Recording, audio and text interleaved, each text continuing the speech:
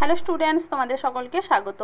আজকে তোমাদের third unit টেস্টের ক্লাস 8-এর রায়ো মার্টিন প্রশ্ন বিচিত্রার ইতিহাস বিষয়ের মডেল সেট 5 করে দেখাবো। তো চলো শুরু করা যাক। তার আগে বলে দিই, তোমরা যদি চ্যানেলে নতুন হয়ে থাকো তাহলে চ্যানেলটিকে অবশ্যই সাবস্ক্রাইব করে দিবে।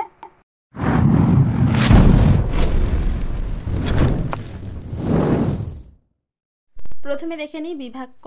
সঠিক উত্তরটি বেছে নিয়ে লেখো। ভারতীয় সিভিল সার্ভিস ব্যবস্থার প্রবর্তক ছিলেন অপশান বি লর্ড কর্নওয়ালিস। পরের প্রশ্ন কি আছে? কলকাতায় এশিয়াটিক সোসাইটি প্রতিষ্ঠিত হয়েছিল অপশান ডি 1784 খ্রিস্টাব্দে। পরের প্রশ্ন কি আছে? বাংলার নদীপথগুলি জরিপ করেছিলেন জেমস রেনেল। পরের প্রশ্ন কি আছে? বিজয় কৃষ্ণ গোস্বামী যুক্ত ছিলেন অপশান এ ব্রহ্ম সমাজের। পরের প্রশ্ন কি আছে? আলিগড় অ্যাংলো ওরিয়েন্টাল কলেজ প্রতিষ্ঠা করেন স্যার সৈয়দ আহমেদ খান। উত্তর হবে কি অপশান সি। পরের প্রশ্ন কি আছে? দিকু বলা হতো বহিরাগত ব্যবসায়ীদের। উত্তর হবে কি অপশান এ। পরের প্রশ্ন কি আছে? জাতীয় কংগ্রেসের প্রথম অধিবেশন বসেছিল অপশান সি বোম্বাইতে। পরের প্রশ্ন কি আছে? প্রতাপাদিত্য উৎসব কার উদ্যোগে হয়েছিল? উত্তর হবে কি সরলা দেবী চৌধুরানী। উত্তর হবে কি অপশান সি। পরের প্রশ্ন কি আছে? মহাত্মা গান্ধী কোন আন্দোলনের সঙ্গে খলিফত আন্দোলনকে যুক্ত করেছিলেন? উত্তর হবে কি অপশান বি অসহযোগ আন্দোলন। পরের প্রশ্ন কি আছে? মোহাম্মদ জিয়াউদ্দিন ছদ্মনামে দেহত্যাগ করেছিলেন অপশান ডি সুভাষচন্দ্র বসু। পরের প্রশ্ন কি আছে? সাম্প্রদায়িক বাটোয়ারা নীতি ঘোষণা করেছিলেন অপশান ডি র্যামসে ম্যাকডোনাল্ড। পরের প্রশ্ন কি আছে? ইউনিয়নিস্ট পার্টির নেতা ছিলেন অপশান এ স্যার সিকন্দর হায়াত খান। পরের প্রশ্ন কি আছে? ভারতীয় সংবিধানের মূল রূপকার ছিলেন অপশান সি ডক্টর বি আর আম্বেদকর।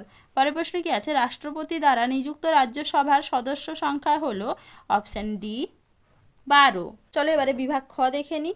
নিচের প্রশ্নগুলির নির্দেশ অনুযায়ী উত্তর লেখো। শ্রীরামপুরের ব্যাপটিস্ট মিশনের একজন মিশনারির নাম লেখো। উত্তর হবে কি উইলিয়াম কেরি। পরের প্রশ্ন কি আছে? সারে জাহাঁ সে আচ্ছা হিন্দুস্তান হামারা কার রচনা? উত্তর হবে কি মোহাম্মদ ইকবাল। পরের প্রশ্ন কি আছে? রাজ্যসভায় সভাপতিত্ব করেন কে? উত্তর হবে কি উপরাষ্ট্রপতি। চলো এবার পরের প্রশ্ন দেখে নিই। ঠিক না ভুল নির্ণয় করো। সুপ্রিম কোর্টের প্রথম প্রধান বিচারপতি ছিলেন ওয়ারেন হেস্টিংস। এটা হবে কি ভুল। পরের প্রশ্ন কি আছে? সাগরে কন্যা শিশু ভাসিয়ে দেওয়ার প্রথা নিষিদ্ধ করেছিলেন লর্ড ওয়েলেসলি। এটা হবে কি ভুল। পরের প্রশ্ন কি আছে? ভারতের প্রথম ভাইসরয় ছিলেন লর্ড ক্যানিং। এটা হবে কি ঠিক। এরপরে কি আছে? শূন্যস্থান পূরণ করো। আর্য সমাজ প্রতিষ্ঠা করেন ড্যাশ। উত্তর হবে কি স্বামী দয়ানন্দ সরস্বতী। পরের প্রশ্ন কি আছে? স্বাধীন পাকিস্তান রাষ্ট্রের জন্ম হয়েছিল 1947 খ্রিস্টাব্দের ড্যাশ তারিখে। উত্তর হবে কি 14ই আগস্ট। এরপরে কি আছে? ক স্তম্ভের সঙ্গে খ স্তম্ভ মেলাও। ঠগীদস্যু দমন। এটা হবে কি colonel Sleeman. Bengal chemical and pharmaceutical works. এটা হবে কি আচার্য প্রফুল্লচন্দ্র রায়। ইনকিলাব জিন্দাবাদ। এটা হবে ভগৎ সিং। তাম্রলিপ্ত জাতীয় সরকার। এটা হবে সতীশচন্দ্র সামন্ত। এরপরে কি আছে? বেমানান শব্দটি লেখো। এখানে বেমানান শব্দ হবে অরবিন্দ ঘোষ এবং সিঙ্গুর। চলো এবারে দেখে নিই বিভাগ গ। 2-3টি বাক্যে নিচের প্রশ্নগুলির উত্তর দাও। এশিয়াটিক সোসাইটি কী উদ্দেশ্যে প্রতিষ্ঠিত হয়েছিল? দেখে নাও উত্তরটা তোমরা এইখান থেকে এইটুকু লিখবে। চলো এবারে পরের প্রশ্ন কি আছে? হিন্দু কলেজ প্রতিষ্ঠায় কারা উদ্যোগী হয়েছিলেন? দেখে নাও উত্তরটা তোমরা এইখান থেকে এইটুকু লিখবে। পরের প্রশ্ন কি আছে? হিন্দু মেলার উদ্দেশ্য কি ছিল? দেখে নাও উত্তরটা তোমরা এখান থেকে এইটুকু লিখবে। চলো এবারে পরের প্রশ্ন কি আছে? মুন্ডা বিদ্রোহের কারণ কি ছিল? দেখে নাও মুন্ডা বিদ্রোহের কারণ। উত্তরটা তোমরা এইখান থেকে দেখে নাও একটু ভালো করে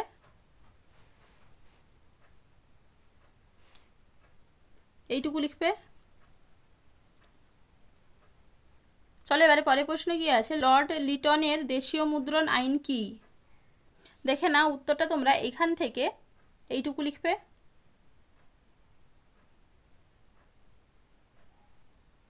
চলো এবারে পরের প্রশ্ন কি আছে? অর্থনৈতিক জাতীয়তাবাদ নিয়ে আলোচনা করেছেন এমন দুজন নরমপন্থী নেতার নাম লেখো। উত্তর হবে কি দাদাভাই নৌরোজি এবং মহাদেব গোবিন্দ রানাডে। পরের প্রশ্ন কি আছে? স্বরাজ্যপন্থী কাদের কেন বলা হয়? দেখে নাও উত্তরটা তোমরা এখান থেকে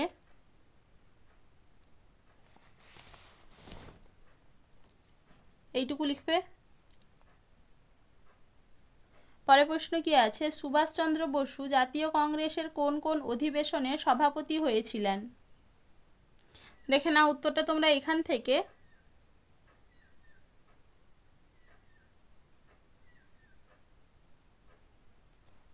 এইটুকু লিখবে।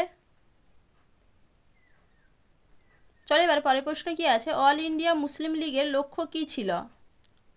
দেখে নাও উত্তরটা তোমরা এখান থেকে।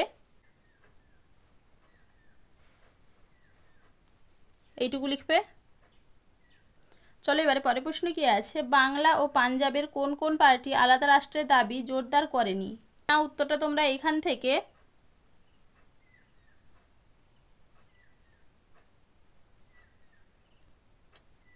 এইটুকু লিখবে। পরের প্রশ্ন কি আছে, ভারতীয় সংবিধানে ধর্মনিরপেক্ষ বলতে কি বোঝানো হয়েছে? এটা তোমাদের আগের মডেল সেটে দেখানো হয়েছে। পরের প্রশ্ন কি আছে, তেলেঙ্গানা সংগ্রামের সাফল্য কি ছিল? দেখে নাও তেলেঙ্গানা আন্দোলনের ফলাফল এখান থেকে। এইটুকু লিখবে।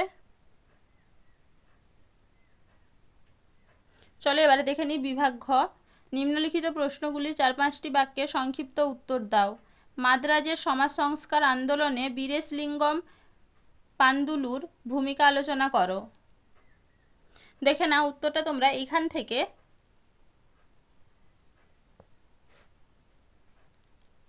এইটুকু লিখবে। পরের প্রশ্ন কি আছে, সাঁওতাল বিদ্রোহের কারণ কি ছিল? দেখে নাও উত্তরটা তোমরা এখান থেকে। দেখে নাও একটু ভালো করে। এইটুকু লিখবে। পরের প্রশ্ন কি আছে, ইলবার্ট বিল বিতর্ক কি? দেখে নাও উত্তরটা তোমরা এখান থেকে। দেখে নাও একটু ভালো করে।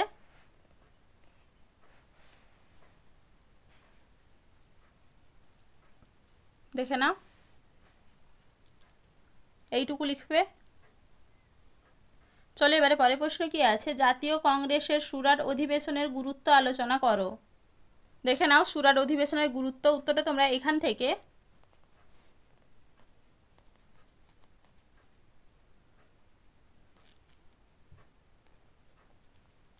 এইটুকু লিখবে। পরের প্রশ্ন কি আছে, কোন ঘটনার পরিপ্রেক্ষিতে মহাত্মা গান্ধী অসহযোগ আন্দোলন প্রত্যাহার করে নিয়েছিলেন? এটাও তোমাদের আগের মডেল সেটে দেখানো আছে, তাও এখানে পেজ নাম্বারটা আমি লিখে দিয়েছি। তারপরে কি আছে, আজাদ হিন্দ বাহিনীর ব্যর্থতার কারণ কি ছিল? দেখে নাও উত্তরটা তোমরা এখান থেকে। এটা পুরোটা লিখবে। এপাশে দেখে নাও এইটুকু লিখবে। চলো এবারে পরের প্রশ্ন কি আছে, ভারতীয় মুসলমানরা খলিফত আন্দোলন শুরু করেছিল কেন? দেখে নাও উত্তরটা তোমরা এখান থেকে। এইটুকু লিখবে। চলো এবারে পরের প্রশ্ন কি আছে, মুসলিম লীগের পাকিস্তান প্রস্তাব কি? দেখে নাও উত্তরটা তোমরা এখান থেকে। এইটুকু লিখবে। ভালো করে একটু দেখে নাও। চলো এবারে পরের প্রশ্ন কি আছে, ভারতীয় সংবিধানে স্বীকৃত মৌলিক অধিকারগুলি লেখো। দেখে নাও উত্তরটা তোমরা এখান থেকে। দেখে নাও এটা পুরোটা লিখতে হবে। ভালো করে একটু দেখে নাও তোমরা।